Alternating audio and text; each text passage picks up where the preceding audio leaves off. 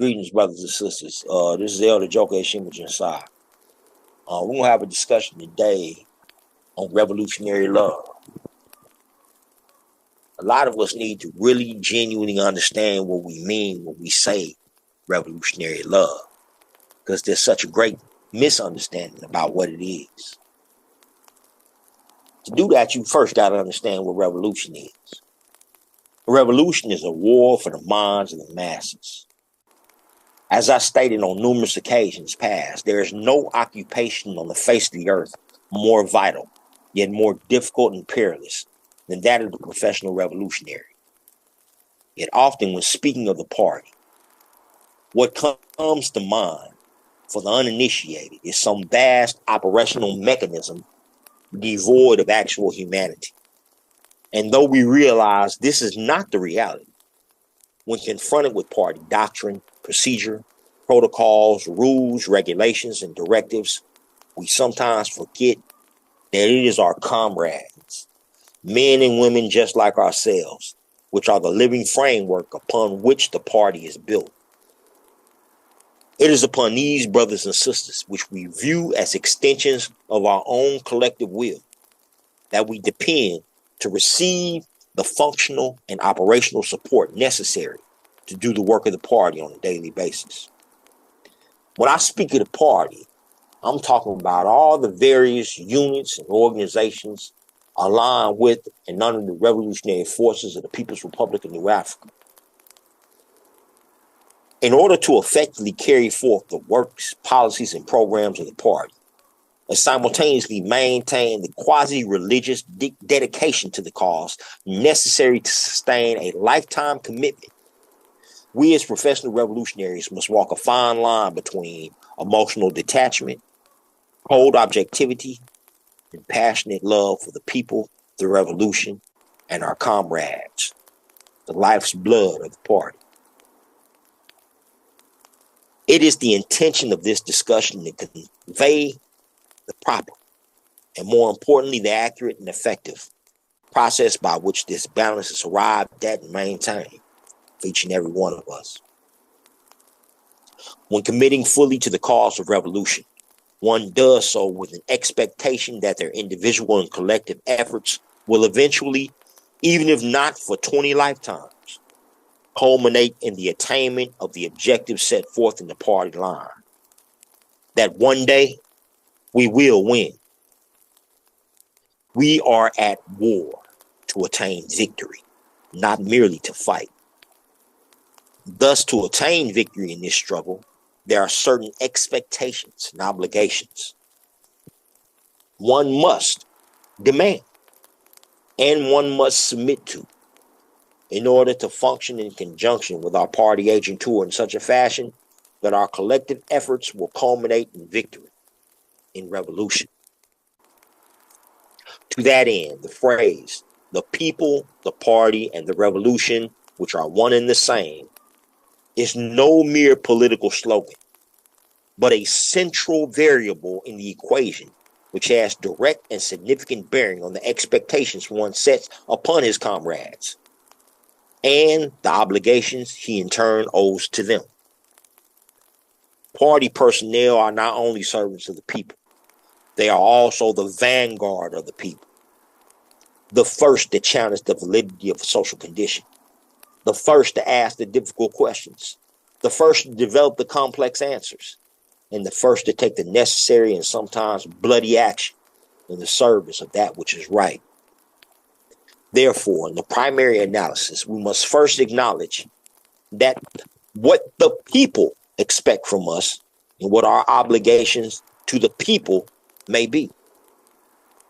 The people expect us to imbue them with the knowledge which has been concealed from their eyes which more times than not have been blinded by quote-unquote rose-colored glasses, saddling them with the psychological subservience to the authoritarian psychosis that compels them to accept their pitiful plot in life. The people expect us to raise their consciousness, comrades. The people expect us to challenge institutional racism, structural inequality, and social oppression, not only politically, but economically, socially, culturally, and if need arises, militarily.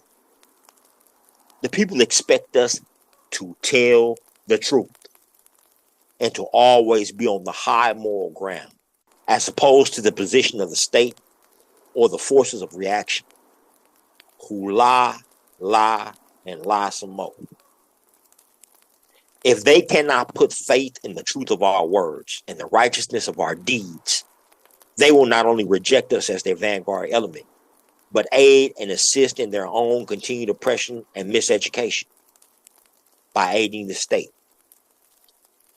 If the representative of the opposition is charismatic enough, or they are led to believe he is through superior media exposure, they will follow him instead of us.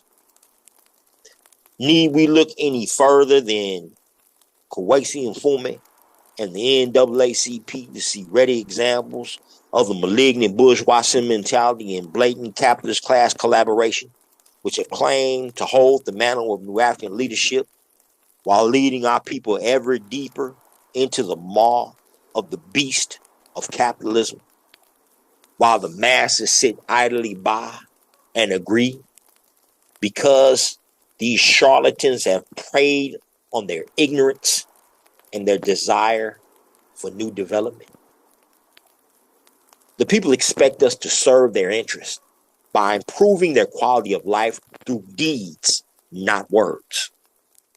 It is our ability to successfully implement social and economic programs for our most disenfranchised first, which will truly result in educating the people to the correctness of our ideas. The people expect us to be brave and fearless in the face of fierce opposition.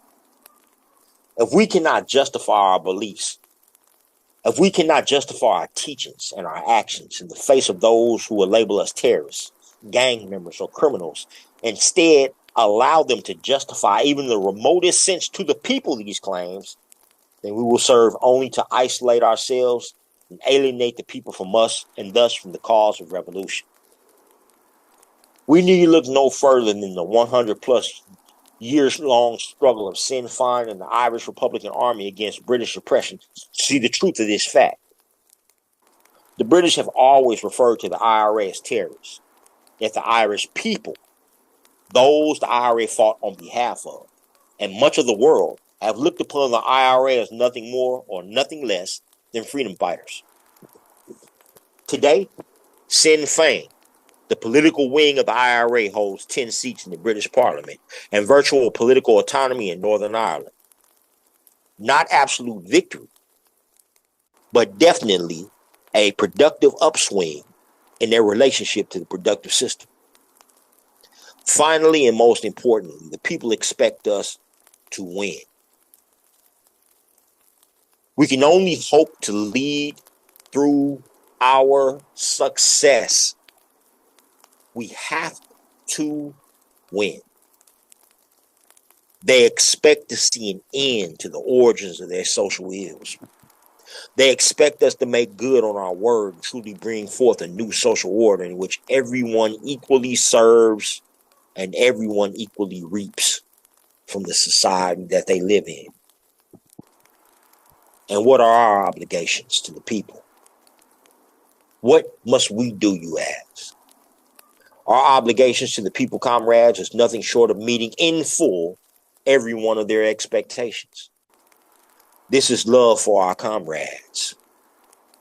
Are not the people, party, and revolution one and the same? Party personnel, no matter who they are or where they're from, are each my comrade. My expectations of myself and my expectations of my comrades are not always one and the same. To do so would limit myself and others. And that's something I'm simply unwilling to do. However, what I do expect from my comrades is strict adherence to party doctrine and regulations.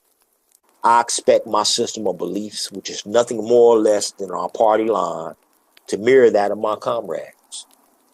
If I have sworn the same oath as you, internalized the same rules and regulations as you, embrace the same ideology as it appears in our doctrine as you have. If I have received the same basic training as you, tell me, comrades, how is it that one comrade fails to follow the party line and another strictly adheres to it? The answer is simple. One is a revolutionary, and the other has yet to make the transition.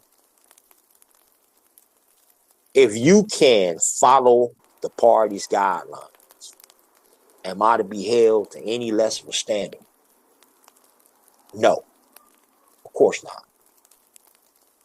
For the moment we compromise the basic tenets of our purpose, it is in that moment that our ideological integrity is breached and we become a potential or actual threat to the party's ability to carry forth its works, policies, and programs on a continuing basis.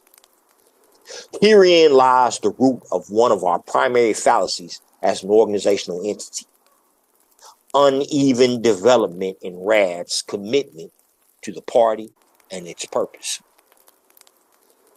It is a case of momentum versus inertia. The momentum of the truly committed to carry forth the flame of social change, and the inertia of the uncommitted to satisfy their own self-interest or baser desires.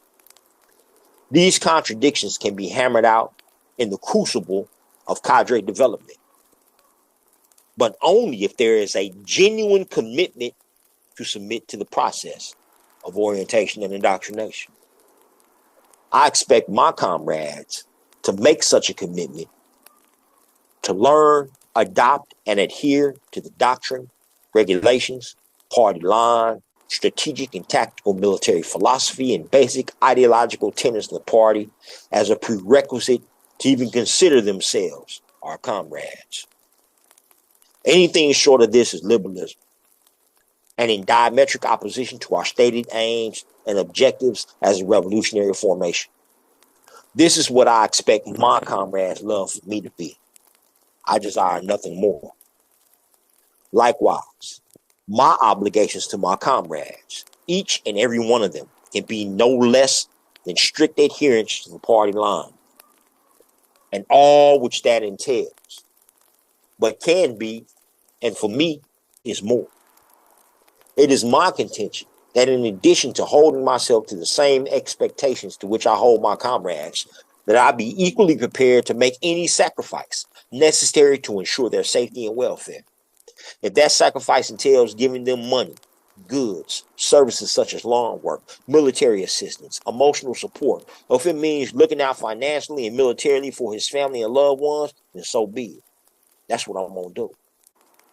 If I must ride a case, lie under oath, tell the truth in the face of brutal state reprisal, or even the ultimate sacrifice, laying down my life for him, her, or them, then I will do so without hesitation or debate, because I would do no less for myself, and it is this preparedness to sacrifice all for the sake of one's comrades which truly places the committed party member outside the realm of the common partisan. This is love for my comrades in its distilled essence and its purest form. Thus far, this discussion has outlined, as previously stated, the balance between emotional detachment, cold objectivity, and passionate love for the people, party, and revolution in the broader, more collective and all-encompassing sense. These psychological and emotional constructs are easily applied in the broader context. However, when they must be applied to personal relationships, those which involve our one comrade in particular, you may have developed a close bond with and a meaningful relationship over the course of months and years of struggle. The application of this necessary mindset of professional revolutionary takes on a more intimate and complex hue.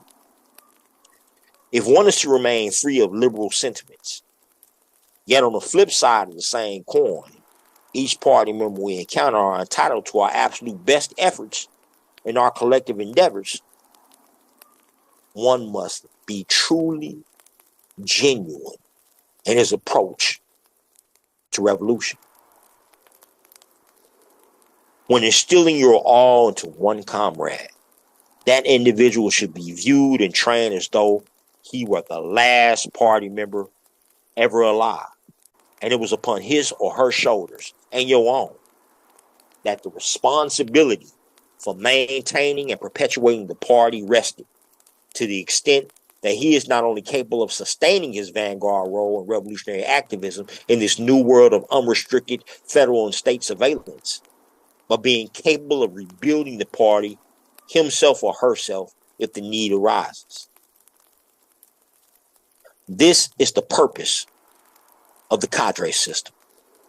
Our personnel are so well trained that if even one man or one woman from one cadre survives an onslaught of disastrous proportions, the party can still be rebuilt from that one man or woman. They are the party itself in micro. Therefore, in instilling into one comrade your all, you must expect in return, no, you must demand in return that his dedication to the cause of progressive social change be directly proportional to the time, training, nurturing, and genuine concern and commitment you have invested in him or her. Otherwise, you do them, yourself, and the party a disservice. He or she must know the party comes first, that the party cares for him or her as they care for themselves.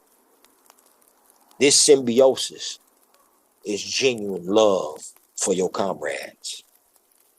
Homeboyism is a well-known and prolific evil which has plagued the party since its very inception. It is a normal psychological process to readily forgive or overlook the incorrect views, potentially damaging sentimentalities, or aberrant behavior of those we consider our friends, our loved ones, our family. However, we are not normal. We are extraordinarily abnormal and must be to do the work of revolution. To that end, when we view a wrong or encounter a wrong view, especially from those comrades we are nearest and dearest to, we must make doubly sure to challenge that incorrectness and offer without reservation the appropriate constructive criticism. Such discussions, especially amongst those you have feelings for, may become heated. But as long as you, 1, maintain your professionalism, 2, maintain strict adherence to what is right, and 3, do not relent in the face of irrationality or anger, you have fulfilled your obligation to your comrade and friend, as well as to yourself and the party.